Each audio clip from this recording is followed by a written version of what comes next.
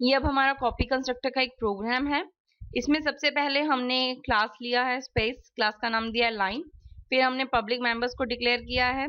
इसमें हमने member function लिया है इन स्पेस गेट लेंथ और उसमें कोई भी पैरामीटर पास नहीं किया है, वॉइड देन सेमीकोलन। फिर हमने एक पैरामीटराइज कंस्ट्रक्टर लिया है लाइन और उसमें उसे एक पैरामीटर दे दिया जो कि इंटीजर टाइप का है इंट स्पेस len, फिर सेमीकोलन लगाया। फिर हमने यहाँ पर कॉपी कंस्ट्रक्टर को डिक्लेयर किया है लाइन और यहाँ पर हमने लिखा है कॉन्स्ट पैरेंथेसिस में स्पेस क्लास का नाम लाइन स्पेस एम्परसेंड ओबीजे। यहाँ पे हमने ऑब्जेक्ट को पास कर दिया और यहाँ पे देन सेमीकोलन।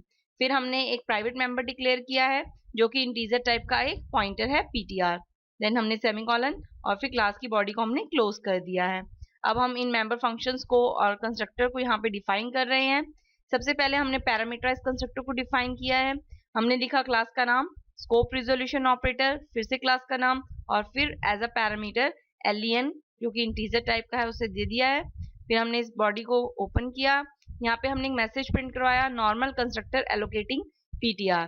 फिर हमने ptr is equal to new space int इस तरह से एक पॉइंटर क्रिएट किया है ptr नाम का और उस पॉइंटर में len की वैल्यू इनिशियलाइज कर दी है। यानी कि जो कंस्ट्रक्टर ऑब्जेक्ट कॉलिंग के जब हम ऑब्जेक्ट क्रिएट करेंगे इस क्लास का तो जो वैल्यू एज अ पैरामीटर हम पास करेंगे वो ptr को इनिशियलाइज हो जाएगी। अब हम यहाँ पर लाइन क्लास का नाम लिखा, फिर स्कोप रिजोल्यूशन ऑपरेटर लगाया, फिर से क्लास का नाम लिखा और यहाँ पे हम कॉपी कंस्ट्रक्टर को डिफाइन कर रहे हैं तो हमने लिखा const space line space ampersand OBJ. फिर हमने यहाँ पे कॉपी कंस्ट्रक्टर एलोकेटिंग ptr एक मैसेज प्रिंट करवाया। फिर से हमने एक सेम वही लाइन लिखी कि पॉइंटर ptr जो है वो हमने क्रिएट कर लिया। अब हम यहाँ पर इस वैल्यू में हमारा कुछ डिफरेंस है, स्टेटमेंट में हमने लिखा है asterisk ptr is equal to asterisk OBJ dot ptr, यानी कि ऑब्जेक्ट की वैल्यू पहले कॉपी होगी और कॉपी होके वो ptr को दे दी जाएगी। इसके बाद हमने इसे क्लोज कर दिया है। फिर हमने गेट लेंथ फंक्शन को डिफाइन किया है इंट स्पेस क्लास का नाम scope resolution operator get length और वॉइड और इसमें हमने पॉइंटर को रिटर्न कर लिया है। फिर हमने एक डिस्प्ले नाम का मेंबर फंक्शन बनाया है वॉइड डिस्प्ले लाइन ओबीजे। यहाँ पे हमने क्लास लाइन का ऑब्जेक्ट पास किया है एज अ पैरामीटर और इस ऑब्जेक्ट के थ्रू हमने वैल्यू को गेट कर लिया है ओबीजे डॉट गेट लेंथ। अब हम मेन की स्टार्टिंग करेंगे। मेन इंट मेन, यहाँ हमने क्लास लाइन का एक ऑब्जेक्ट बनाया लाइन और उसे 10 वैल्यू इनिशियलाइज कर दी, यानी कि ये कंस्ट्रक्टर यहाँ पे कॉल होगा, ये 10 वैल्यू जो है ये यहाँ पर जाएगी और कंस्ट्रक्टर को यानी कि जो हमारा वेरिएबल है उसे इनिशियलाइज हो जाएगी।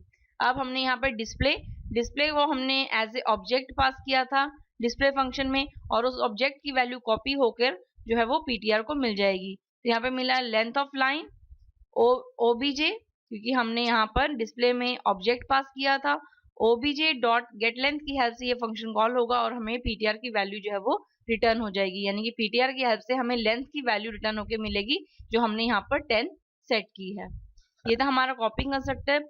अब हम यहाँ पर इस प्रोग्राम को सेव कर लेते हैं कंट्रोल एस से और F9 से इसे कंपाइल कर लेंगे। कंपाइल करने के बाद हम इसे F10 से रन करते हैं। रन करते आप देखेंगे सबसे पहले हमारा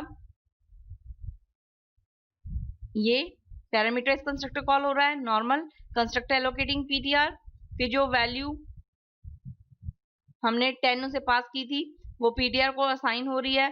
फिर कॉपी कंस्ट्रक्टर कॉल हो रहा है कॉपी कंस्ट्रक्टर एलोकेटिंग ptr। फिर हमने डिस्प्ले फंक्शन को कॉल किया था, यहाँ पर डिस्प्ले फंक्शन को कॉल करते यहाँ हमने डिस्प्ले फंक्शन को कॉल किया है।